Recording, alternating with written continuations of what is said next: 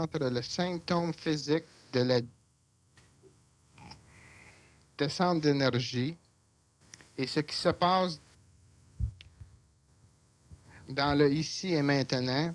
Pour nous, si oui, comment l'analyser, faire le rapport? Je pense que je ferais mieux de recommencer.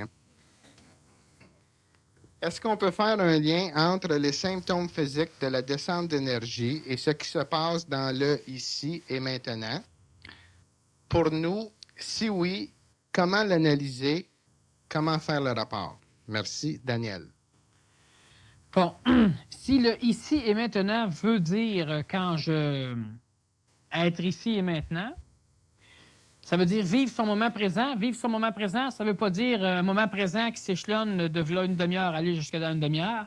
Ça veut dire immédiatement, à l'instant même, sans mémoire.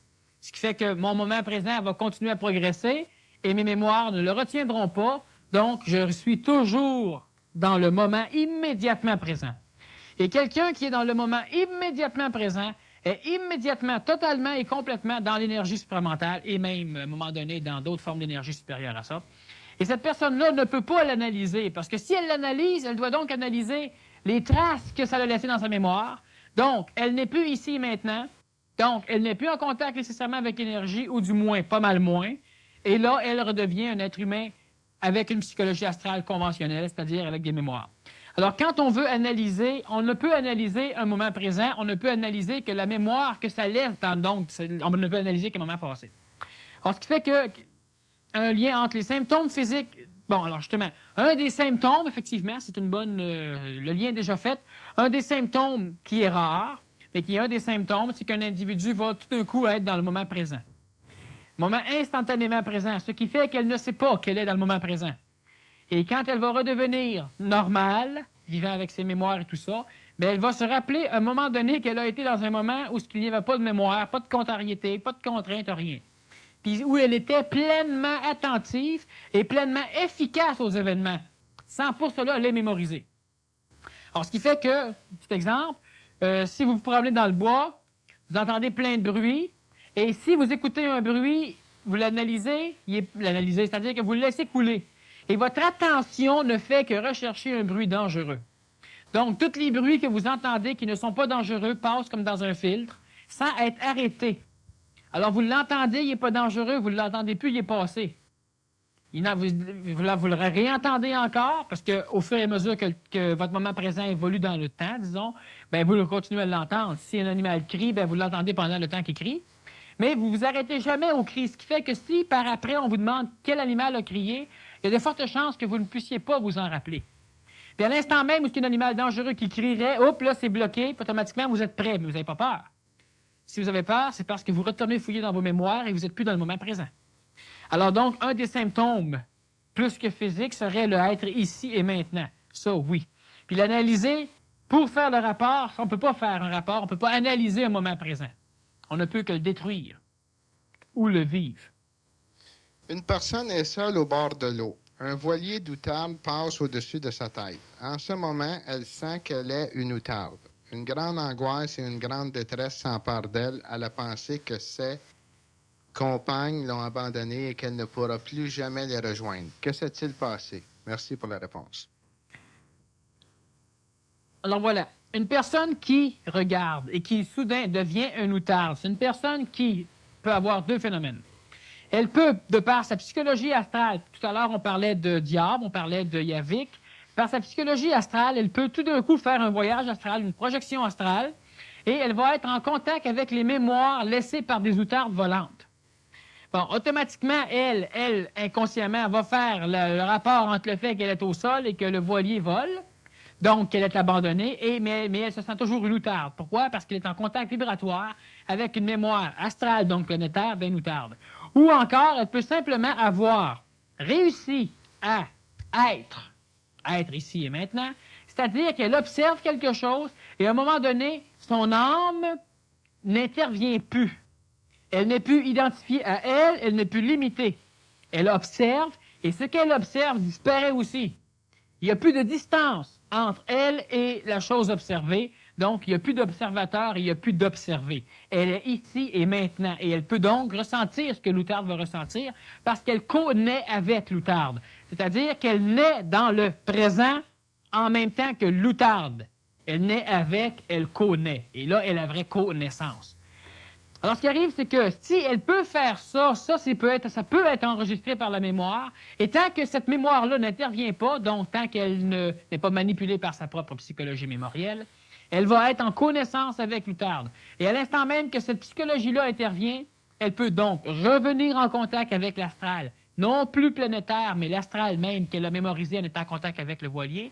Et puis automatiquement, bien, elle peut, ce qu'on appelle rêver. Hein, un rêve, c'est ça, un rêve, c'est quoi? C'est simplement être en contact vibratoire avec une mémoire. Une mémoire planétaire ou une mémoire individuelle que l'on peut transformer en mixant des mémoires ensemble. Donc, à un moment donné, elle peut se sentir être une outarde et automatiquement, elle va encore revivre le désarroi des outardes qui étaient abandonnées. C'est un voyage astral qu'elle a fait. Est-ce que l'énergie satanique est un manque de compréhension de l'énergie, Claude? Mais vois-tu, Claude, l'énergie satanique, c'est pas tout à fait un manque de compréhension. Par contre, en ayant peu de compréhension de l'énergie de type astral, parce que l'énergie satanique n'est qu'astrale, bien évidemment, on peut être plus sujet à être manipulé par cette énergie-là. Mais l'énergie satanique n'est pas un manque de compréhension. C'est simplement un agglomérat mémoriel de pensées négatives émises par certaines personnes. Alors, ce qui fait que le manque de compréhension de l'énergie astrale, c'est les mémoires, hein? Et donc, automatiquement, tout ce qui est émis et mémorisé, c'est astral. Le manque de compréhension de l'énergie astrale nous amène à être assujettis à l'astral. Alors, ce qui fait, comme tout à l'heure, on expliquait, si je te crie une bêtise par la tête, automatiquement, tu es assujetti aux mémoires. Parce que si je te dis ça en hébreu, ben ça ne te dira rien. Parce que dans tes mémoires, ça ne signifie rien. Mais c'est le manque de compréhension du phénomène astral qui t'amène, toi, à être assujetti aux forces sataniques, aux forces qui sont noires. Mais c'est pas ça, la force satanique. Pour la première fois, Daniel, j'ai une question qui va t'obliger à te taire. J'ai pas à poser de questions car j'ai eu la réponse. Merci. Tu ris, mais m'a parlé. Parce qu'effectivement, on a déjà fait une conférence, La parole est d'or, et puis j'explique de temps en temps, puis assez souvent, que quand on pose une question, ben on l'écrit, ou ben non, si on a une bonne mémoire visuelle de... Comment je peux dire ça? En tout cas, de projection, on la retient. Et puis, en étudiant notre question, bien souvent, on a notre réponse dedans. C'est pour ça qu'il faut poser des questions. On peut me les poser, mais vous pouvez y répondre aussi. L'énergie qui va descendre, est-ce qu'elle vient pour harmoniser les corps de l'homme à un nouvel stade de perfection? Claude. Non, Claude. L'énergie qui descend ne vient pas pour quoi que ce soit. Il se trouve qu'elle passe là et que l'homme passe là. Vois-tu, si tu te promènes sur la plage, puis qu'il y a une espèce de petit crustacé qui est dans le sable, dans un trou, toi, tu passes en courant, tu fais ton jogging matinal, puis en passant dans une flaque d'eau, t'arroses de crustacé. Ben, tu le sauves. Parce qu'il est en train de brûler avec le soleil. Mais t'es pas passé là pour le sauver. T'es passé là, puis c'est tout. Et ça l'a sauvé. Quand un nuage te passe au-dessus de ta tête, il commence à pleuvoir, ça fait 6 mois qu'il pleut pas. Il pleut pas pour te sauver. Il pleut parce qu'il se trouve que les conditions et que les lois qui régissent le monde matériel font en sorte qu'il pleuve. L'énergie circule. Comme une vague qui arrive dans le désert, puis qu'il n'y a personne pour l'entendre, ben, elle fait du bruit pareil. Le bruit est perdu? Non, le bruit est là parce qu'il est là. Alors, l'énergie qui circule, circule. La Terre passe dedans, elle est captée. Quand la Terre est rendue ailleurs, elle continue à circuler, puis elle se balance. Alors, l'énergie ne vient pas pour quoi que ce soit, mais ça va donner comme résultat, comme la flaque d'eau quand tu piles dedans, c'est avec la bouche de crustacé, ça donne comme résultat que tu le sauves, réellement en termes de véhicule physique, ça va donner comme résultat que ça va augmenter le schéma vibratoire de l'homme. Puis ça, c'est des lois qui régissent des choses et que c'est normal que ça se passe comme ça. Exactement comme quand tu mélanges deux produits, ben, il se passe une réaction, ben, c'est la même chose. Mais il n'y a pas un qui est là pour quoi que ce soit. Ils savent pas ce qu'ils font là, c'est tout. Ils le font. Puis nous autres, on pense à savoir, puis on cherche, puis on comprend plus rien.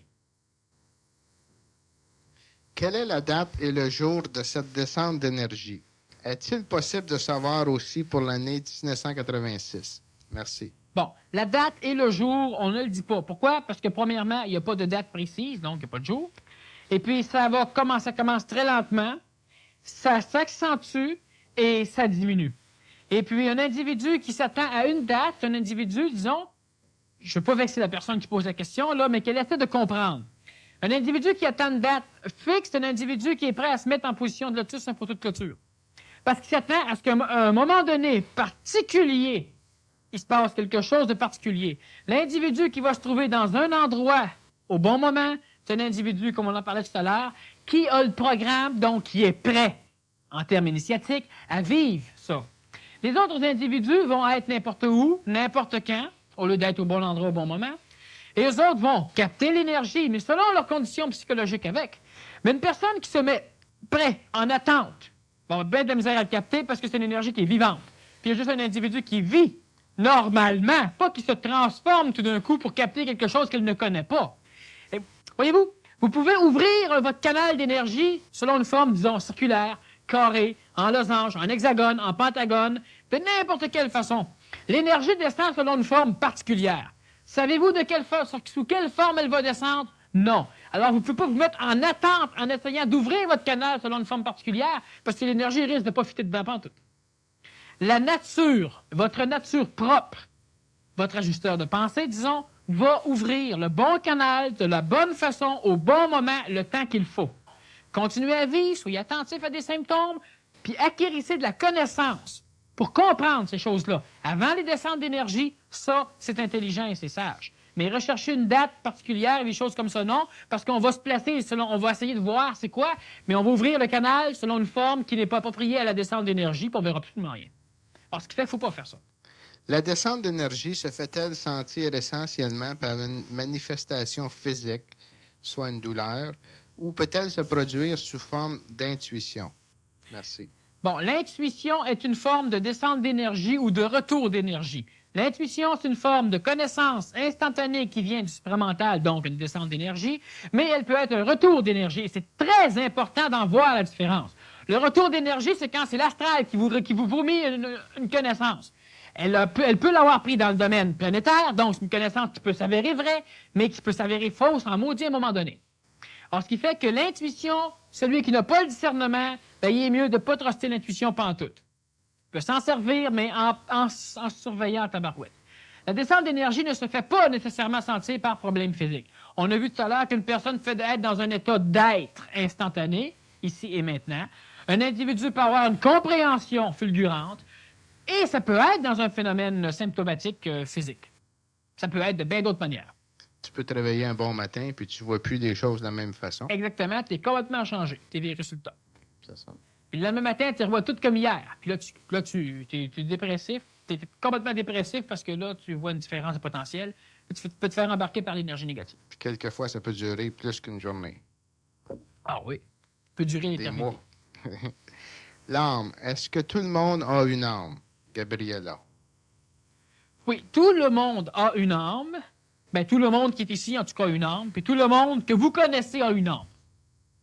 Il peut y avoir certains genres de formes d'individualité qui ne sont pas individuelles parce qu'ils n'ont pas d'âme, qu'on appelle des maîtres ou des initiés de très haut niveau, et je dis bien de très haut niveau. Et ces initiés-là ne viennent pas voir personne dans leur rêve.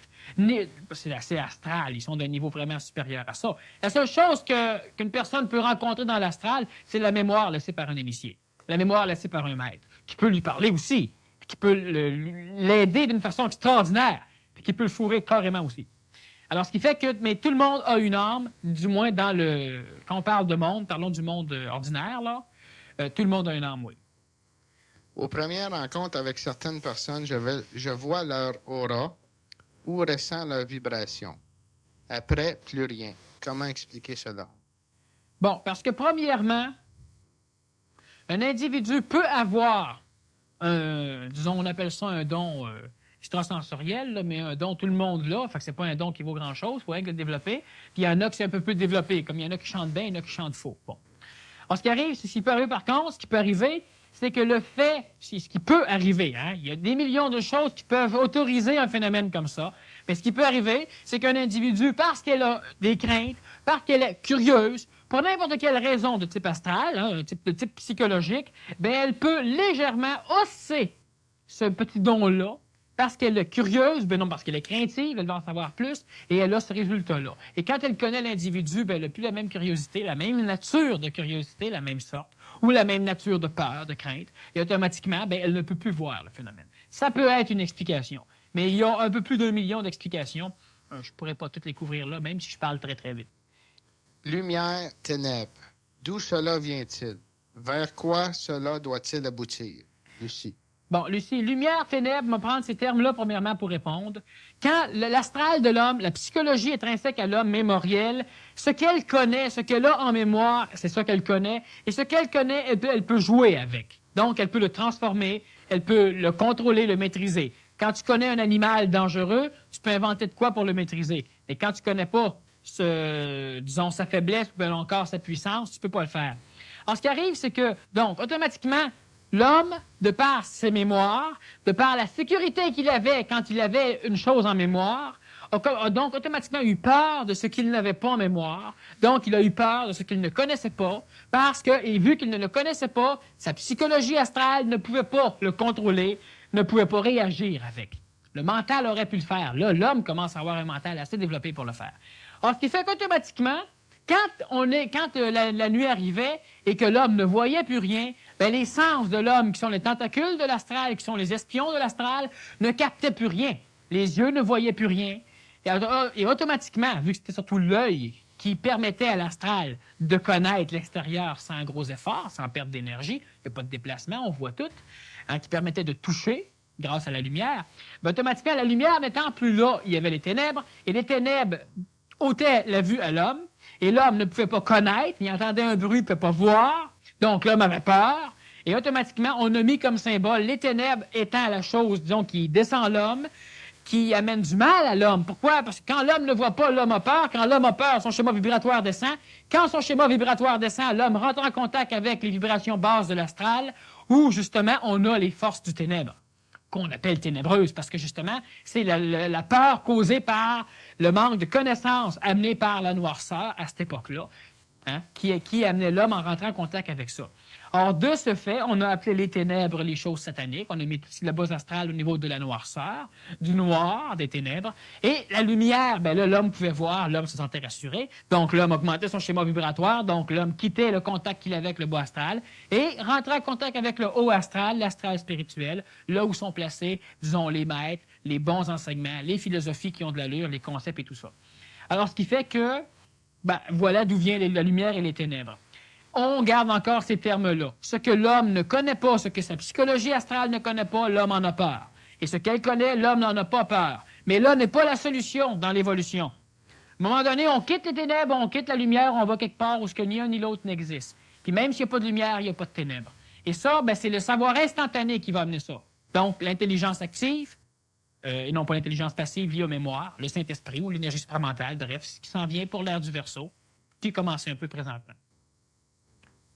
Et ça va aboutir à quelque part que ça ne sert à rien d'expliquer parce que présentement, l'homme n'a pas encore la connaissance de base adéquate et le développement mental adéquat pour pouvoir y arriver à comprendre sans que ce soit dangereux pour lui, bref, sans que ça mêle toutes les cartes dangereusement. Alors, ce qui fait que où ça va nous mener, bien là où ça doit nous mener. Vous avez parlé du programme OVSA pour des jeunes enfants. Qu'en est-il exactement? Est-ce commencé? À quel âge pensez-vous les admettre? Merci, Daniel. Bon. Alors, vois-tu, Daniel, présentement, le programme d'éducation au niveau du projet OFSA, qui est l'Organisation du village scientifique de l'avenir, pour ceux qui ne connaissent pas trop, là, c'est simplement un village, à un moment donné, qui va être bâti au Québec à partir de bases ésotériques et scientifiques. Alors, ici, on a une maquette d'une des maisons qu'il va y avoir dans le village. C'est un dôme géodésique. Alors, au niveau du projet lui-même d'éducation, on est avancé en termes de cours complets d'éducation au niveau du programme maître-contrôleur, celui que je vous parlais tout à l'heure, qui, lui, est adapté aux adultes. À un moment donné, on va commencer un cours pour les plus jeunes, mais ça, il faut premièrement que les parents connaissent déjà le programme maître-contrôleur pour pouvoir continuer l'éducation au niveau de leurs enfants ailleurs qu'ici. C'est-à-dire que, comme à l'école ou comme dans la maison, une personne va donner une base à un enfant, l'enfant s'en va à l'extérieur, puis tout ça est tout faussé. Hein? Alors, 3/4 de la société éduque l'enfant, le reste du corps, c'est les parents, puis imaginez-vous ce que ça donne. Alors, ce qui fait qu'on ne peut pas commencer ici, présentement, un cours aussi avancé que le PMC, le programme maître-contrôleur, sans que les parents y soient passés, pour que réellement les parents puissent continuer à se perfectionner dans le programme en éduquant leurs enfants Et nous, on peut donner la base aux enfants, puis les parents peuvent continuer. Alors, il y a une cédule qui est faite au niveau des enfants, mais elle ne peut pas être accessible présentement aux enfants, à part peut-être quelques rares exceptions, si les parents ne sont pas passés par le PMC avant. Lorsqu'on ressent du stress sous forme de boule dans la poitrine ou autrement, s'agit-il d'un blocage d'énergie? Se pourrait-il que pour ne pas vivre ce phénomène, il s'agisse de laisser le corps ressentir ce qui lui fait mal, ce qui fera qu'il n'y aura pas de boule? Est-ce que les phénomènes sont là pour apprendre à l'homme la conscience du corps? Merci, Lucide. Bon.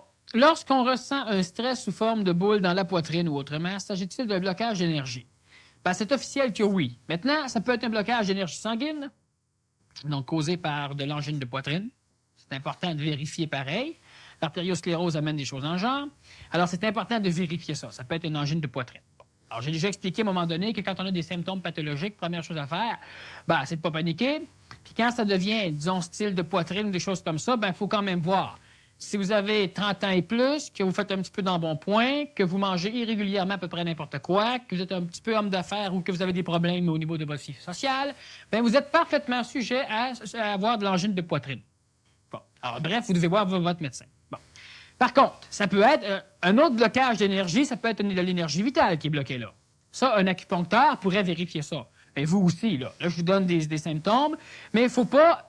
Parce qu'on a entendu parler à un moment donné par un certain conférencier suspect que le descente d'énergie amenait des symptômes physiques, il ne faut pas penser que toute fois qu'on est malade, qu'on est en train d'évoluer.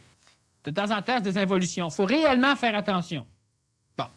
Alors, évidemment, c'est un blocage d'énergie. Mais ça peut être aussi carrément l'énergie intelligente, l'énergie supramentale, qui descend et qui, elle, doit se faire un chemin, puis doit tasser des choses, doit augmenter certaines choses en vibration, et ça crée des symptômes de résistance au niveau de l'âme, au niveau de l'ego, donc des mémoires. Parce qu'une mémoire, ça ne change pas une mémoire, c'est pas vivant. Ça reste comme ça veut s'imbriquer, comme un anticorps. La mémoire, on en met un autre par-dessus. Ils vont lutter ensemble, puis à un moment donné, ben, la plus forte, la neuve, normalement, ce que vous venez juste d'apprendre, va prendre le dessus. Parce que les mémoires, à la longue, finissent par se désagréger dans l'homme. Ça, c'est une bonne chose. On va dire c'est plate parce que ce que j'ai appris il y a 5 ans, je ne me rappelle plus. Peut-être. Mais tous les malheurs que tu as eus il y a 5 ans, tu ne te rappelles plus non plus, puis ne te font plus souffrir non plus. Alors voilà où ce qui est de bon côté. Alors, ce qui arrive, c'est un blocage d'énergie ou encore un plaçage d'énergie fait par une intelligence supérieure, l'intelligence active. Se pourrait-il que pour ne pas vivre ce phénomène, il s'agisse de laisser le corps ressentir ce qui lui fait mal? Bon, alors, normalement, non. Le corps ressent. C'est un symptôme qui avertit le mental. Ben, normalement, c'est l'astral, la psychologie émotive, là, qui peut avoir peur, ben non, qui jouit, dépendant de son état de programmation, hein, d'une douleur. Normalement, il devrait avertir le mental qu'il se passe quelque chose. Alors, ce qui fait que si vous vous appuyez sur votre poêle et vous sentez une douleur radiante au niveau de la main, ben, vous pouvez penser que votre rond est allumé. Bon. Par contre, ce qui va arriver, c'est que si c'est une douleur physique, à un moment donné, vous avez une douleur vive dedans, puis elle disparaît. Qu'est-ce que vous faites?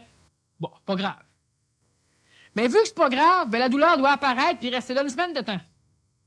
Puis là, vous allez faire de quoi? Vous avez un brûlement à l'estomac, ça disparaît. Allez-vous changer votre régime? Non.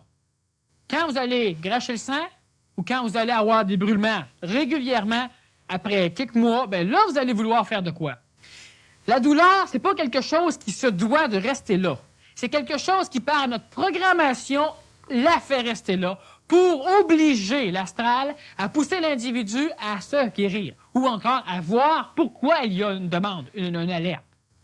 Normalement, j'ai une douleur, disons une boule comme on parle au cœur. La douleur, elle est là.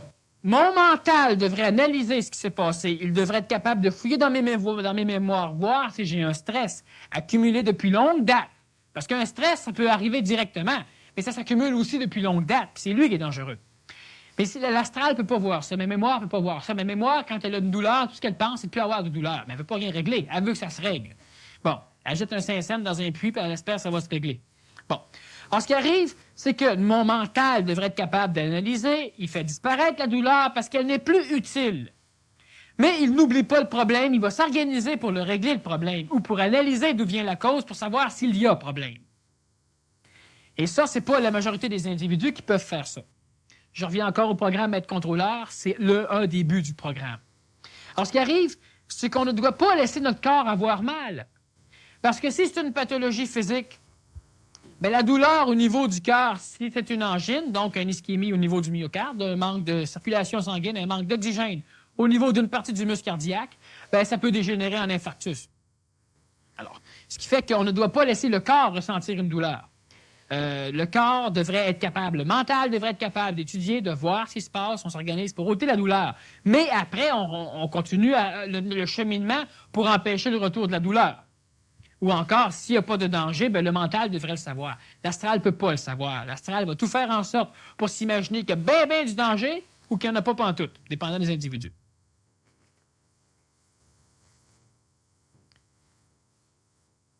Bon, ces phénomènes-là ne sont pas là pour apprendre à l'homme la conscience du corps. Mais vu que l'homme n'a pas conscience du corps, il a ces phénomènes-là. C'est bien différent. Y a-t-il un timing à respecter, à la fois biologique et spirituel, avant d'œuvrer activement dans le domaine exotérique et ésotérique? Absolument, absolument. On m'a dit 1990, que faire de mon impatience et de mon désir d'action? La mettre aux poubelles. Amel. Bon, premièrement, si on a une impatience, puis là, Emile, si tu me poses une question comme ça, je vais te répondre comme si tu étais au niveau de poser une question comme ça, ce qui peut être très bien le cas. Si tu te sens frustré, c'est parce que tu n'es pas au niveau de poser une question comme ça. Exactement comme quand un disciple rencontre un maître et qu'il lui demande, « Maître, quand est-ce que je vais être comme vous? » Bien, c'est simple, tant que tu as posé des questions de même, tu ne seras jamais comme moi. Bon, c'est simple, fait que si ça vexe pas le disciple, c'est parce qu'il est prêt. Si ça le vexe, c'est la preuve qu'il n'est pas prêt. Le maître a bien fait de répondre de même. Y a-t-il un timing, donc un chronométrage, la loi 101, à respecter, à la fois biologique et spirituel?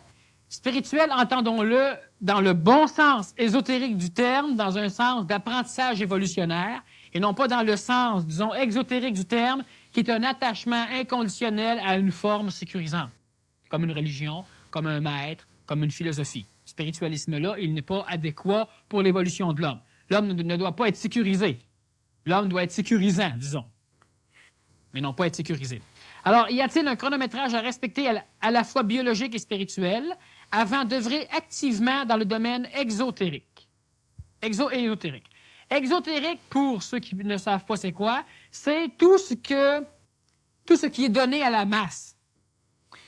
Et ésotérique, c'est tout ce qui est caché à la masse. Présentement, ce qu'on fait ici, moi, par rapport à moi, je fais un travail exotérique. Mais les connaissances qu'on donne, on ne les diffuse pas à la radio. Et si on les diffuserait à la radio, bien, l'exotérisme de la diffusion devrait prendre une autre forme. C'est-à-dire qu'on n'irait pas aussi profondément, on n'irait pas aussi haut, on n'emploierait pas les mêmes mots parce que la masse n'est pas prête. Exactement comme, prenons un exemple en Union soviétique, bien, à un moment donné, en 1982, le peuple soviétique a appris que les Afghans avaient demandé aux forces armées russes de venir les aider à se battre contre une guérilla afghane qui tentait de renverser le régime, en 1982. Ça, c'était la connaissance exotérique du peuple. Ésotériquement, en 1980, le gouvernement savait qu'il avait lui-même envahi l'Afghanistan. Mais le peuple ne le sait pas. Alors, un travail exotérique voudrait donc dire un travail en politique, par exemple, à l'extérieur, dans le grand domaine. Présentement, moi, je fais encore un travail ésotérique par rapport qu'on est un petit nombre. Exotérique par rapport à moi, c'est déjà divulguer des choses. Alors, ce qui fait que l'exotérisme est ce qui est donné politiquement à tout le monde, puis qui n'est pas nécessairement la vérité.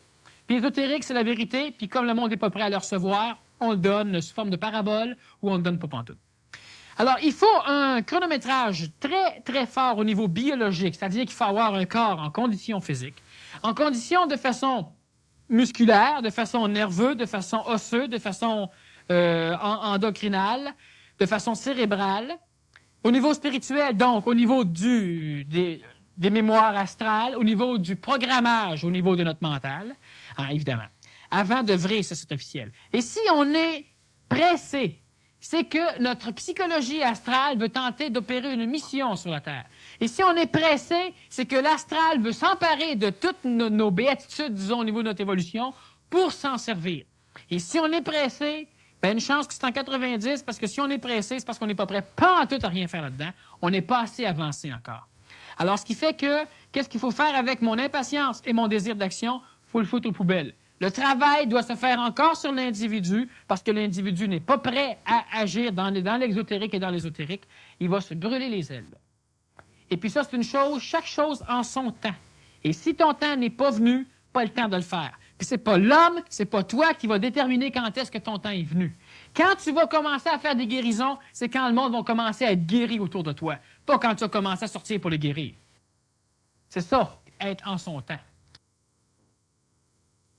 Tous les gens, Daniel, qui cheminent dans la conscientisation, je pense, à 98%, ont tous eu cette impatience à un certain moment donné. Tout le temps. C'est normal, ça fait partie de la game, je pense.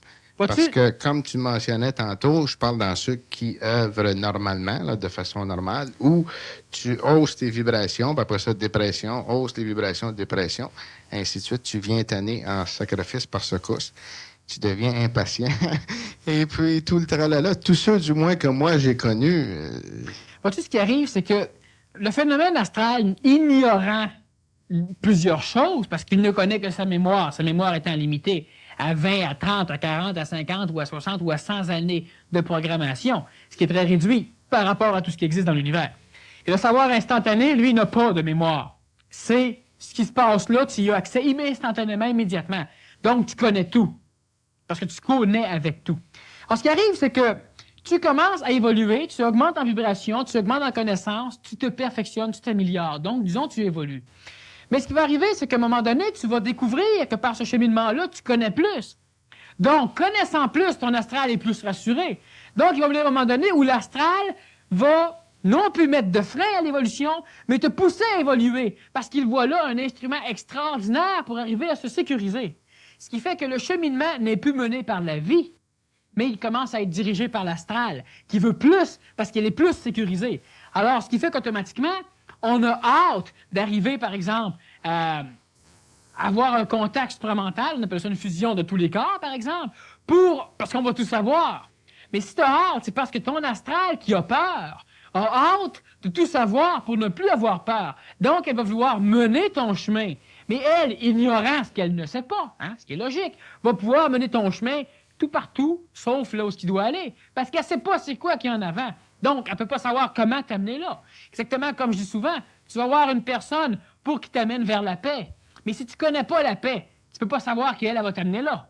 Alors, ce qui fait que ça, c'est un des symptômes du fait que tu veux, à un moment donné, évoluer, que tu vas aller plus vite. C'est bon, parce que l'astral étant très peu intelligent, ayant une intelligence aberrée, parce que dans l'astral, il y a un petit peu de mental. Comme dans le mental, il y a une mémoire, il y a un peu d'astral. Alors, ce qui va arriver, c'est que cet astral-là, qui va vouloir que tu évolues, peut t'envoyer sur bien des chemins qui sont plus longs.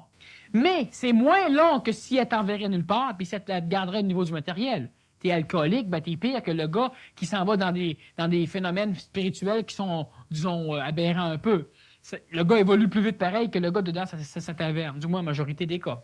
Par contre, ce qui va arriver, c'est que ton astral, en t'amenant là, veut pas, en te faisant cheminer un peu partout. Parce que l'astral va t'amener, par exemple, dans une religion. Tu restes là 50 ans, puis tu n'as rien de nouveau. L'astral finit par se tanner. C'est lui qui est impatient. Il veut être satisfait. Alors, il te sort de la religion, puis il te rentre dans une autre religion. Mais à force de te faire promener comme ça d'école en école, de philosophie en philosophie, ben, tu arrives à tomber quelque part où ça a plus d'allure que les autres. Pas nécessairement que c'est parfait, mais que ça a plus d'allure. Ça peut être parfait avec, mais ça peut avoir plus d'allure tout court. Alors, ce qui fait que là, tu vas commencer à monter des échelles dans ton évolution. Là, tu viens d'acquérir, tu viens d'accéder aux marches. Telle chose, c'est pas bon. Pourquoi c'est pas bon? Ben parce que c'est du niaisage. C'est du niaisage, qu'est-ce que t'en sais? Ben, fait 5 ans que je suis là, je le sais. Ben, c'est pas du niaisage. Pour toi, c'en est. Mais avant que tu le saches, c'était pas du niaisage, hein? Bon, alors ce qui fait que ça, c'est des marches. Puis parce que tu montes de marches, faut pas que tu craches sur les marches d'en bas. Faut pas que tu sortes en public pour les interdire aux autres, leur dire que telle affaire, c'est pas bon. Parce que telle affaire, c'est une marche. Puis si t'as une marche, t'as une possibilité à un individu d'augmenter son schéma vibratoire. Alors toi, tu augmentes de marche en marche par ton désir astral qui veut arrêter d'avoir peur. Tu as le désir d'évoluer. Tu as un désir pareil. Donc, un désir peut ne pas être satisfait. Donc, il y a encore les malheurs, les peurs, il y a un paquet de cossins qui est typiquement astral. Et il va arriver un moment donné où c'est qu'en augmentant ton schéma vibratoire, l'astral qui te mène là se fait avoir. Il arrive un temps où c'est que, paf, ton mental commence à évoluer lui avec. Puis à un moment donné, le mental finit par se rendre compte. Il arrive à un schéma d'identification. Le mental finit par s'identifier. Le mental sait qu'il est là. Et la pensée sait qu'elle pense. Et l'astral a des émotions. Les émotions savent qu'ils sont là depuis longtemps. Mais quand le niveau mental est rendu à l'identification dans sa phase évolutionnaire, il y a une phase de potentiel, il y a une phase de croissance mentale, il y a une phase d'identification mentale. Après ça, une phase de personnalisation où le mental va avoir une personnalité typique, tu vas réfléchir d'une façon qui va être typique à toi et non pas typique à un schéma d'éducation. Alors, quand ton mental a une identification, il commence à lutter contre l'astral, puis tu commences à vouloir maîtriser tes émotions, ce qui est une bataille qui est aussi terrible que l'astral qui veut maîtriser le mental, quand le mental veut maîtriser l'astral, parce que les émotions ont une utilité pour l'instant, donc le mental n'a pas à les maîtriser. Mais là, le mental finit par vouloir le faire, puis le mental finit par se rendre compte qu'il ne doit pas le faire, le mental finit par discerner quand c'est lui qui pense, puis quand c'est l'astral qui pense, puis là, l'astral ne peut plus dominer. Et là, le mental arrive à dominer, puis l'individu peut être son seul maître. Puis l'astral qui t'a amené là, tout croche, tout travers, il vient de se faire avoir, puis maintenant, il est placé à sa place. Puis quand on dit qu'il vient de se faire avoir, il vient d'être sauvé. Parce qu'il revient à sa place, l'harmonie s'est réintégrée dans l'homme, puis l'homme va aller chercher les énergies supérieures. Ça, c'est un des phénomènes qui t'amène à vouloir chercher. Le phénomène de vouloir sauver l'humanité, par exemple. Le phénomène de vouloir faire du bien à l'humanité. C'est quoi? C'est encore astral. Si moi, je prends de l'eau, puis j'en verse à terre, si ça me fait plaisir, automatiquement, je recherche continuellement à verser de l'eau à terre. Et si ça me fait pas plaisir, je ne veux plus l'en verser. Bon. Ce qui va arriver, c'est que si moi, donc, je finis par apprendre que tout ce qui m'amène un certain feeling, que j'appelle le plaisir, automatiquement, je vais le rechercher. C'est mon astral qui se sent sécurisé. Et quand j'ai un feeling qui me fait pas plaisir, on appelle ça du malheur, on appelle ça n'importe quoi, du dégoût, de la souffrance, alors je vais fuir. Donc, je rentre dans une démarche évolutionnaire, et non qui n'est pas révolutionnaire, qui est absolument normale. Je cherche le plaisir et je fuis la souffrance et la douleur. Alors, s'il arrive un jour où c'est que moi, je fais quelque chose dans la vie, je sauve une grenouille. Yark. Je sauve une grenouille, puis je me sens bien. Ben, je vais me lancer comme mission qu'il faut que je sauve toutes les grenouilles de terre. Alors, je vais ôter une grenouille des dents d'une couleuvre, puis je vais tuer la couleuvre. Ben, j'ai bien fait. Je viens de tuer la couleuvre. Comme quand tu vois, par exemple, un sale aigle, un sale rapace pogner un pauvre écureuil. Fait que si tu as un fusil, tu tues le sale aigle. Mais tuer pour tuer, tu sais. L'écureuil serait mort, tu tues l'aigle. Ça veut dire, bon. C'est ce qui va arriver à un moment donné, c'est que tu as un plaisir. Et si ton plaisir, bien, toutes les fois que tu fais quelque chose et que quelqu'un sourit, ça te rapporte de quoi? Donc, ça te rapporte un plaisir. Alors, tu te lances dans le fait de vouloir aider. Tu aides pas pour les autres. Tu aides parce que ça te rapporte du plaisir. Ça te rapporte et c'est pour ça que tu aides. C'est pour ça que tu fais du bénévolat. C'est pour ça que tu veux sauver l'humanité à un moment donné. Parce que ça te rapporte. C'est-à-dire que ça te rapporte un feeling qui sécurise ton astral. Donc, ton astral veut te lancer dans une mission à sauver tout le monde. Mais c'est typiquement astral et typiquement pour toi et typiquement égoïste et typiquement normal. C'est normal. Il ne faut pas s'en faire avec ça. C'est absolument normal. Ce qui est anormal, c'est de s'en faire avec ça. Moi, je suis égoïste, je fais des conférences parce que j'apprends en parlant. Et le monde qui viennent parce qu'ils apprennent en m'écoutant. Mais si on le sait, on est conscient, donc il y a un échange énergétique qui est correct. Si on ne le sait pas, si je suis ici pour sauver tout le monde, ben je suis ici parce que ça me rapporte, c'est j'aime ça sauver le monde. Si j'aimerais pas ça, ben je ne les sauverais pas. Alors, si tu n'aimes pas aider le monde, tu les aides pas. Puis si tu aimes aider le monde, tu les aides. C'est pour ce que ça te rapporte que tu le fais. L'astral, prenant le contrôle toujours sur ton schéma évolutif, il veut te pousser à te lancer dans un plan de sauvetage d'humanité ou de n'importe quoi. Tu vas prêcher, tu vas convertir pour te rassurer, pour sauver du monde. T'aimes ça, sauver du monde. Alors, ce qui fait qu'à un moment donné, tu peux vouloir évoluer pour pouvoir sauver l'humanité, sauver ton peuple, sauver ta race, sauver ta famille, en tout cas, bref, sauver l'extérieur. Et tu peux vouloir évoluer dans le but d'apprendre, parce que tu aimes ça apprendre. Tout ça, c'est astral. Mais ces deux choses-là, qui sont typiquement astrales, il ne faut pas les refouler, mais il faut savoir ce qu'ils font, par exemple. Puis à un moment donné, ils vont se tromper aux autres mêmes, puis on va avoir gagné. L'astral va avoir perdu. Ça a joué son rôle. L'ère du poisson était là pour ça. Vraiment important. Est-ce que, Daniel, on pourrait dire qu'un bon gauge, quelque chose pour jauger, je pense en français, une mesure. D'accord. Une bonne mesure, ça serait que l'humain, l'être, s'observe intérieurement quand il fait quelque chose à long terme comme ça. Quand on parle de mission sauver les grenouilles ou bien faire du bénévolat ou ainsi de suite, là, dépendamment. C'est plus facile les grenouilles que des éléphants, c'est pour ça. Oui. Les serpents ont plus de facilité à les manger. Tu me mélanges donc, toi, maudit. Alors, oui, si l'individu s'observe, OK, et puis il regarde s'il y a du désir en lui de faire quelque chose. C'est pas le temps. À ce moment-là, il va à l'encontre d'un des plus grands héritages de ce que Jésus nous a laissé sur terre, je pense, qui est ceci, de faire la volonté du Père et non pas notre propre volonté. Oui. Alors, La volonté du Père, c'est quoi? Ben, c'est simplement comme tout à l'heure, je te disais. Si tu passes à côté d'une personne qui est en train de mourir et puis qu'elle se ranime, ben, c'est la volonté du Père que tu guérisses. Mais là, tu t'en vas pas faire tous les hôpitaux de la ville. Parce qu'il y en a là-dedans qui ont à apprendre à être malades. Il y en a là-dedans qui ont été à l'encontre de certaines lois, puis automatiquement, ils apprennent. Comme je disais, le karma, c'est quoi? Ben, si tu mets ta main dans un bac d'acide, tu souffres d'un karma d'acide. C'est ça. Si tu rentres dans un mur à toute vitesse, tu as un karma de mur.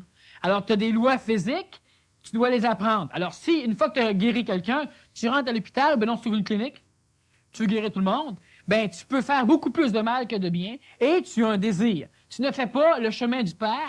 Et comment déterminer que c'est le chemin qu'il faut suivre? C'est que tu n'as pas de choix à prendre. Celui qui fait un choix perd la vérité. Mais vu que l'homme a fait plein de choix et qu'il est embourbé dans des choix, bien là, il faut qu'il fasse le choix de s'en sortir de ses choix. Donc, il faut qu'il fasse des choix parce qu'il est trop tard, il est dans un choix. Mais en faisant des choix, il peut choisir complètement. C'est ça. Mais s'observer pour être une bonne mesure, un bon... Juste observer, exactement. Tu t'en vas, puis il y a un déluge, puis tu passes dans une rivière, puis les eaux se coupent, puis tu peux traverser. Bien, c'est les voies du Père. Essaye pas ça demain matin, ça va peut-être te noyer. C'est juste ça qui arrive. Puis il vient un moment donné où... Mais si tu l'essayes, par exemple, là, mais avant de l'essayer, tu t'observes pour savoir pourquoi que tu l'essayes. Tu vas apprendre. Là, à ce moment-là, tu vas voir que c'est ton désir, c'est ton petit jeu qui veut... Tu ne noiras pas, tu iras pas loin, mais tu vas apprendre. Dans l'occurrence, de traverser La vie donne tout à l'homme. Elle donne tout de A à Z. Et même un peu plus que Z. Bon. Alors, ce qui arrive, c'est que l'homme s'en va. L'homme chemine. L'enfant vient au monde. Il y a quelqu'un pour le faire naître, ou il n'y a personne, dépendant des épreuves et dépendant des leçons, parce que plus souvent qu'autrement, c'est les parents qui ont à apprendre dans ce temps-là.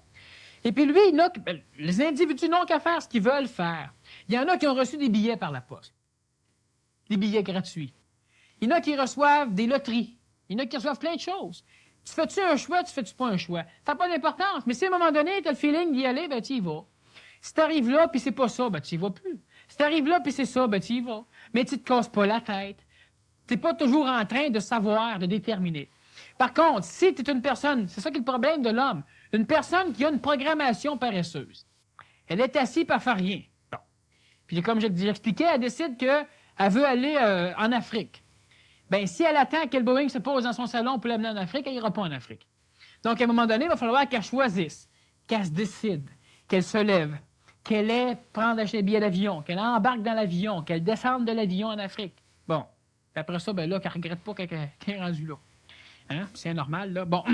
Mais c'est ça qui arrive. C'est que l'individu, vu que l'individu a fait un choix, puis quand je parle d'individu, l'enfant qui vient au monde n'a pas le choix. Mais en partant, il est déjà sur le bon chemin pour apprendre. Bon. Mais ce qui arrive, c'est que son éducation lui enseigne à faire des choix. Tu dois choisir comme moi j'aime. Hein? Mon salon, tu dois l'aimer. Parce que si tu ne l'aimes pas, je ne le changerai pas pour toi. Fait que autant que tu l'aimes. On le force déjà à sortir du chemin de la vie. Qui c'est qui oblige un enfant à s'habiller? Pas l'enfant. Qui c'est qui oblige un enfant à manger avec des cuillères? Pas l'enfant non plus. À un moment donné, il va s'amuser, ça y tente. Mais qui c'est qui l'oblige? Puis là, je passe bien des choses. Mais on l'oblige. Puis après ça, on lui dit, mais la solution, c'est que l'homme ne devrait pas faire de choix. C'est vrai, mais au départ. Puis maintenant. Maintenant, tu n'as plus le choix. Faut que tu fasses des choix. T'sais? Alors, ce qui arrive, c'est simplement ça. Tu fais un choix, mais comme tu dis, observe ce qui se passe. Alors, si tu fais un choix, puis ça a l'air à fonctionner, ça va. Mais il y a une autre affaire, par exemple, c'est que l'homme est tellement perturbé dans sa psychologie, puis dans son marasme de choix manqués, puis contrefaits, puis bien faits, à ce que tu vas choisir du beurre de peanut craft parce que tu viens de voir une annonce à la télévision. Tu choisis pas, mais en réalité, tu choisis pareil. Tes mémoires te forcent à choisir une marque plutôt qu'un autre. Alors, l'homme est tellement pris dans ces choix-là qu'à un moment donné, il faut qu'il fasse ses ménages. Puis il ne faut plus que ses mémoires choisissent pour lui. Il faut que son mental choisisse pour lui. L'homme n'a pas le choix, il faut qu'il fasse des choix. Plus le choix, est trop tard. Bon, puis notre schéma d'éducation force nos enfants à se ramasser dans le même marasme que nous autres. Donc, les autres non plus n'auront pas le choix. Alors, ce qu'il faut, c'est que c'est plus l'astral qui choisisse, parce que lui ne peut pas savoir. Être attentif et s'observer, c'est pas astral, ça. C'est mental. Alors, si tu marches sur l'eau puis ça marche, profite-en, marche. Puis si tu marches sur l'eau puis ça coule, sois mental. Essaye pas de t'imaginer que il va me noyer, un moment donné, il va bien venir me sauver. Hein, si c'est pas un chien. Ben, c'est pas un chien, puis tu vas te noyer pareil. Alors, il faut que ce soit mental. Il faut que tu fasses des choix mentaux, puis des choix astrales, puis des choix psychologiques. Puis être attentif, c'est ça. C'est le mental qui observe anénergétiquement, donc sans énergie. Il observe. Puis à un moment donné, ben, il se rend compte que telle chose, c'est pas ça. Il va pas spéculer pour savoir pourquoi c'est pas ça. Il va pas chercher. Il continue à vivre. Il va être bien correct. Quand tu fermes les yeux et tu t'approches d'un mur, si tu es sensitif et attentif, tu vas percevoir le mur avant d'y toucher. Ça se fait très bien. On le fait souvent dans des cours sur le magnétisme. Tu perçois, tu changes de cap. Si tu es astral, tu as bien peur, tu ne perçois plus rien, tu te cognes. Puis si tu es bien sûr que le mur n'est pas là, ben, tu te cognes aussi. Si c'est mental, tu y vas lentement, aucun problème. Tu vas t'en aller un petit peu croche, tu ne te feras jamais mal. Puis l'évolution, c'est facile. Faut que ça soit facile. Si c'est pas facile, ben c'est difficile. Puis quand c'est difficile, c'est parce que tu fais frapper des murs. Bon, ben quand tu frappes des murs, tu n'avances pas dans le bon chemin. Oui, mais encore là, j'en reviens à ceci, Daniel, c'est que, à part quelques initiés, ceux qui cheminent, on chemine difficilement. Effectivement, mais à un moment donné, Oui. là, c'est encore du monde qui ont une mémoire, du poisson. Ceux de qui l'arbre. cheminent facilement, lorsque tu as une descente d'énergie qui t'amène un savoir instantané, pur et parfait, hein? Puis tu l'oublies tout de suite après, tu n'es plus capable de t'en souvenir. Ça sert à C'est ça qu'il rien. fallait. Même si tu essaierais, tu Il y a ferais une tout pour t'en transformation souvenir. dans l'homme. Exactement. L'homme l'a vu comme un savoir, Alors, mais c'est pas d'autres choses. D'autres choses restent, le savoir s'en va. Ça peut t'aider à te débarrasser de ton impatience, mais t'as hâte en maudit que ça revienne, que tu fasses le choix, que tu le fasses pas, ça ne revient pas. C'est ça. Oui. C'est comme ça que ça se passe. Mais à un moment donné, il faut en arriver à plus faire ça. Vois-tu, moi, j'ai pas assez d'eau dans mon pot pour boire. Fait que ce que je fais, c'est que je n'en remets. Là, j'en ai assez pour me contenter. Fait que là, maintenant, je peux m'en servir un verre. C'est le même qui évolue, l'homme. Puis c'est pas une excuse, puis c'est pas une raison. C'est sûr que c'est souffrant, c'est sûr que c'est con. Mais à un moment donné, l'homme, il va être capable de faire d'autres choses, puis ça va finir, ça va être facile. Ça va bien aller. Ça fait du sens quand tu analyses tout ça d'un point de vue. Tu ne vis pas tout de suite. Si on se place dans un point de vue cosmique, ça fait du sens. C'est là, puis ça en va. Mais quand tu es dedans, toi, tu vois pas ça. Pourquoi? Parce que quand tu es dedans, c'est pas le mental qui travaille, c'est l'astral qui travaille. Tu as un accident, ben tu sacs. Pourquoi? Parce que tu n'aurais pas voulu en avoir l'accident. C'est pas mental, ça, tu n'as un accident. Puis même si tu compares la réalité de l'accident avec ce que tu aurais aimé qu'elle soit, ben elle est ça.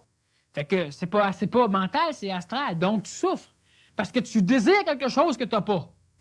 Puis si tu as une belle auto que tu as gagné à la loterie, ben tu as peur de la perdre. Bon, mais c'est encore astral, c'est pas mental, ça. Le mental, il s'en balance, le char il est là. Quand le char il est plus là, le char il est plus là. Ça, c'est mental. Il n'y a aucun phénomène problématique là-dedans. Mais vu que l'homme est encore bien astral, ben l'homme a des souffrances. Mais c'est dans le but de l'entraîner à venir à se détacher de tout tel que Jésus l'enseignait. Ben oui, c'est évident. Ça, détacher de c'est tout, le ça, mental. Un cœur intelligent. C'est ça qu'il faut. Pas un astral, juste astral. Pas un mental, juste mental. Il faut un cœur intelligent. Ce que Salomon a eu, ce que le Nazaréen a eu, ce que d'autres ont eu, puis ce qu'un crime de paquet vont avoir. Peux-tu expliquer ce que canaliser l'énergie signifie, Lucie? Bon. Alors, Lucie, je vais donner un exemple que j'ai déjà donné ici en conférence. Je pense que c'est un exemple qui était facile à comprendre. J'ai dit souvent qu'on ne pouvait contrôler, que ce qu'on ne pouvait contrôler, fallait le canaliser. Bon.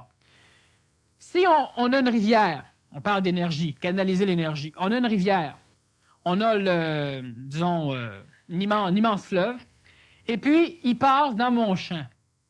Et moi, je ne veux plus qu'il passe dans mon champ. Alors, ce que je fais, je m'en viens et je mets un barrage à la rivière, fait que la rivière passe plus, c'est fait. Je retourne dans mon champ, puis l'eau passe plus. Qu'est-ce qu'elle fait? L'eau a fait un grand lac, une stagnation. Elle détruit tout autour. Problème qu'on peut avoir au niveau énergétique, à un moment donné, quand ça bloque. Et à un moment donné, ben, l'eau finit par traverser le barrage, puis 2 ans après, ça vient tout détruire ce que j'ai commencé, puis j'ai vraiment rien contrôlé. Canaliser l'énergie, ça veut dire que je peux faire un barrage si je veux. Mais je connais les lois régissant l'énergie de l'eau, ou l'énergie de quelle qu'elle soit sa forme, Et connaissant ces lois-là, je sais qu'à un moment donné, ça va me donner telle chose. Je peux contrôler pour me laisser le temps de faire quelque chose, ou je peux directement faire une digue, faire un canal. Alors, je fais une deuxième rivière, un deuxième fleuve que je creuse après avoir fait mon barrage, ou carrément j'en fais un puis je laisse ma rivière couler sans faire de barrage. Je fais un deuxième fleuve qui contourne mes terres, et après ça, je barre ma rivière, mais j'ai canalisé l'énergie. Et là, l'ayant canalisée, elle va où je veux, parce que je connais ses lois. Et elle fait ce que je veux, donc elle peut m'être utile et elle peut ne pas détruire tout l'écosystème de la place. Parce que je connais les lois, je peux donc canaliser. Et quand je canalise, je contrôle. Mais si je veux contrôler sans canaliser, non. Canaliser l'énergie dans l'homme, c'est la même chose. Vouloir s'en emparer, c'est l'astral qui veut s'en emparer. L'astral étant de type astral, elle ne peut s'emparer d'énergie supramentale ou d'énergie mentale. Elle s'empare de la mémoire laissée par l'énergie. Donc, elle détruit l'énergie. Donc, elle ne contrôle pas l'énergie. Or, canaliser, c'est ça. C'est se bâtir un barrage peut-être pour avoir la paix un petit bout de temps. C'est pas nécessaire, l'ajusteur de pensée s'en occupe. L'énergie descend plus. Au lieu d'être down puis d'être dépressif, il faut en profiter, justement, pour se préparer. Bon, alors, on finit par canaliser l'énergie, et ça détruit rien. Ça passe là où l'on veut qu'il passe, puis ça va bien. C'est ça, canaliser l'énergie. Et aussitôt qu'on commence à canaliser, l'énergie entre de plus en plus. Oui, parce qu'elle peut passer dans un endroit qui est correct où elle peut passer là parce que c'est fait pour elle. Une question qui m'est adressée, Daniel, mais je ne connais pas la réponse. Genre, peux-tu annoncer s'il y a lieu la date de la prochaine conférence du mois? Merci. Je sais qu'on a décidé une date pour le mois d'août, mais je ne me souviens pas. C'est la 3e du mois d'août. 3e de chaque mois, c'est la conférence du mois. 3e dimanche du mois d'août. Oui. À 1h30, hein? C'est ça. La conférence du mois. Puis ça, ben, juste pour ceux qui se posent des questions, là, c'est une conférence plus avancée où toutes les questions qu'on ne répond pas en conférence ordinaire, on y répond. Et puis, c'est normalement réservé à ceux qui ont fait le séminaire, le mien ou quelques autres séminaires, ou ceux qui ont suivi certains cours. C'est, disons que, on a déjà fait des conférences dans le genre avec un peu un public qui, disons, qui était peut-être pas tout à fait prêt. Puis il y a eu des problèmes psychologiques assez... ce qui fait que ces conférences-là sont réservées. Alors, la conférence du mois, c'est ça. Y a-t-il avantage à une personne d'être dans une descente d'énergie sans qu'elle comprenne? Ou bien elle est une marionnette dont on tire toutes les ficelles, la tirant à gauche et à droite, à un autre moment donné, la tirant à gauche et à droite à un autre moment donné? Est-ce une illusion le fait de croire qu'on fait ses propres choix? Quand on perçoit de plus en plus une manipulation, cette manipulation serait-elle le fait de notre immaturité ou tout cela n'est-il qu'illusion? De temps en temps, je parais un petit peu étonnant, mais il y a des questions comme celle-là qui demandent une grande réponse, Roger. Et puis, ce qui arrive, c'est que j'ai déjà fait des conférences de temps en temps sur certains sujets, des conférences complètes. Alors, je ne peux pas répondre ici en 1 heure. Par contre, en ce qui concerne la marionnette, j'ai fait deux conférences. Une, c'est la liberté et le libre arbitre. La liberté et le libre arbitre. C'est ça. Oui. Et puis l'autre, se libérer de la liberté. Bon. Alors, ce qui arrive, c'est que, disons, au niveau de ça, on va faire un petit résumé, là. Mais si toi, Roger, tu veux en savoir un peu plus, mais il y aurait ça, ils sont enregistrés sur cassette. Alors, y a-t-il avantage à une personne à être dans une descente d'énergie? Ben ça, oui. Bon, sans qu'elle comprenne. Oui, mais ça peut lui amener des problèmes. Dans son moment immédiat peut aller jusqu'à 10 ans. Donc, dans ce moment-là, elle peut vivre ça comme une dépression. Elle peut vivre ça comme une affaire absolument dégueulasse. Elle peut penser que c'est négatif. Mais si on regarde son schéma de vie complet, ce que l'individu qui vit ça ne peut pas faire, ben c'est positif parce que 10 ans après, ou 2 mois après, ou 2 semaines après, ce qu'elle va en retirer va l'aider à avancer plus loin. C'est toujours positif. Mais c'est beaucoup mieux de comprendre parce que ça l'accélère le phénomène. Exactement comme un enfant qui comprend pourquoi tu lui donnes une taloche sur une fesse, ben peut raisonner s'il y a un mental adéquat, évidemment. C'est pas par l'astral qu'il va le comprendre. Par l'astral, il va rien que t'haïr. Maintenant, il va avoir peur, puis il le fera plus parce qu'il a peur, pas parce qu'il comprend. Alors, si tu donnes une taloche, hein, c'est une descente d'énergie, ça, c'est hein? Bon. Ben, s'il comprend le pourquoi, mais ça l'aide. Mais sur le moment, il peut trouver ça absolument négatif. Alors, c'est une marionnette. Vois-tu, dans la liberté et le libre arbitre, ce qui arrivait, c'est qu'on expliquait que l'homme est manipulé par ses psychologies astrales, par ses mémoires. On pense parce qu'on a des mémoires. Si on n'a pas de mémoire, on ne peut pas penser. On n'a pas de mots pour penser. On n'a pas de visualisation pour penser. On n'a rien. Alors, donc, l'homme est manipulé par ses mémoires, ce que j'appelle l'intelligence passive. Ça réagit à tout ce qui se passe. Il se passe quelque chose, ça va des mémoires, puis on réagit en fonction de ce qu'on a vu. Ou bien l'homme peut être manipulé, disons, par Dieu, par l'intelligence active. Alors, l'homme est manipulé de toute façon. Sauf qu'il y a une manipulation qui n'est plus manipulative. Disons qu'à un moment donné, il y a un chemin qui se dresse devant toi. Et ce chemin-là, il est clair, parfait. Tout ce que tu as besoin se trouve dessus. Puis si tu ne prends pas ce chemin-là, tu retombes des manipulations psychologiques, dans les souffrances, dans les douleurs. Toi, tu es en face du chemin. Ben, tu n'as pas le choix. Ou tu embarques dans le bon chemin, ou tu retombes des manipulations. Mais veux pas, t'es manipulé pareil, tu n'as pas le choix. Ou tu souffres, ou tu ne souffres pas. Puis quand tu décides de prendre le bon chemin, ben, automatiquement, c'est Dieu qui te force l'énergie. Tu es manipulé par un être supérieur ou par l'énergie supérieure. Alors, ce qui fait que l'homme est toujours une marionnette, mais il peut devenir une marionnette consentante de deux façons. L'homme peut finir par accepter de souffrir, accepter d'être né pour un petit pain. Bien, ces êtres-là, disons qu'ils sont coupables de péché. Parce que l'homme n'est pas né pour un petit pain. Un être rampant, ça, c'est pas l'homme. L'homme qui est pauvre, bien, devrait se sentir plus coupable que l'homme qui est riche. Bon. Alors, on n'est pas né pour un petit pain. L'homme n'est pas un être rampant qui mendie des connaissances ou des aides d'entités supérieures. J'ai déjà expliqué qu'un patron, s'il voit quelqu'un qui rentre, puis qui fait tout ce qu'il veut, puis qui est un petit peu ce qu'on appelle un têteux, ben, le patron le laisse faire tout ce qu'il veut, le patron l'aime bien, l'employé il amène des gâteaux de temps en temps, il offre des sacrifices. Hein? Ben, lui, le Dieu aime bien ça. Puis quand un autre individu rentre, il commence à travailler, d'un coup, il voit que ça ne marche pas dans la compagnie, ben, il essaie de changer ça, il en parle à l'autre, il en parle à Dieu. À un moment donné, Dieu, il dit, ben, il prend puis il l'élève, hein? C'est de ça que l'univers a besoin. Dieu n'est pas parfait. Pourquoi? Parce que Dieu est partout. Puis Dieu étant partout, Dieu est dans l'homme. Et l'homme étant imparfait, bien, dans le partout de Dieu, il y a une place qui est imparfaite. Donc, Dieu attend après l'homme pour devenir parfait. Et Dieu n'a pas besoin d'hommes imparfaits qui veulent rester imparfaits. Il a besoin d'êtres debout, d'hommes. Alors, ce qui arrive, c'est qu'on est toujours une marionnette, mais on arrive à être une marionnette consentante de deux façons. On peut, comme je vous dis, accepter d'être né pour un petit pain. Ça, c'est pas correct. C'est l'astral qui donne ça. Et le mental, celui qui peut intellectuellement, donc, d'une façon logique, raisonner, mais lui peut finir par dire, bon, il y a ce chemin-là qui est parfait, puis il y a tous les autres chemins qui ne sont pas parfaits. J'ai pas le choix. Mais c'est évident que c'est là qu'il faut aller. Je suis une marionnette consentante. Donc, de ce fait, je ne suis plus manipulé. Alors, ce qui fait que, bon, ça, on parle des manipulations, tirer à gauche et à droite, ça, c'est l'astral qui fait ça. Puis quand on perçoit de plus en plus de manipulation, cette manipulation serait-elle le fait de notre immaturité? Ou tout cela n'est-il qu'illusion? L'illusion, Roger, c'est quelque chose de réel. La réalité de l'illusion, c'est quelque chose de réel. Mais même les illusions sont réelles, même s'ils sont des illusions. Tu souffres parce que tu as perdu ta femme, et vice-versa. Ben, c'est une illusion, cette souffrance-là, parce qu'en réalité, elle n'est plus là. Alors, la souffrance ne change rien. Mais la souffrance, qui est une illusion, qui est suggérée par une illusion, n'empêche qu'elle est une réalité pour l'individu qui souffre. Même si c'est une illusion qui suggère ça, qui amène ça. Alors, ce qui fait que l'illusion d'être manipulé, ben, tu es manipulé par les illusions. Donc, c'est pas une illusion d'être manipulé. Par contre, c'est l'illusion qui te manipule. Et ce n'est pas parce que tu es immature que tu es manipulé. C'est simplement parce que tu ne comprends et que tu ne connais pas tout. Si par là, immature, par l'immaturité, tu veux dire par une personne qui n'est pas en conscience, qui ne voit pas tout, disons qu'on est immature. Mais sans ça, on n'est pas immature. On est inconscient. Et c'est bien différent, selon moi, là, de l'immaturité. On n'est pas...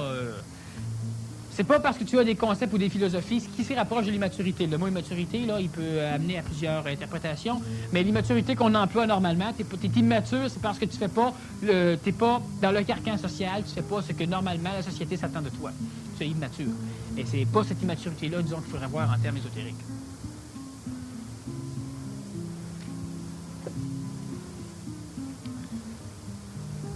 Je peux poser une autre question. OK, on me demande de rappeler la date de la prochaine conférence du mois. Pasteur Daniel. La date de la prochaine conférence du mois est la troisième semaine du mois d'août. Je n'ai pas la date exactement, là, mais c'est la troisième semaine du mois d'août. Le 19? OK. Le dimanche à 1h30, c'est ça. Merci.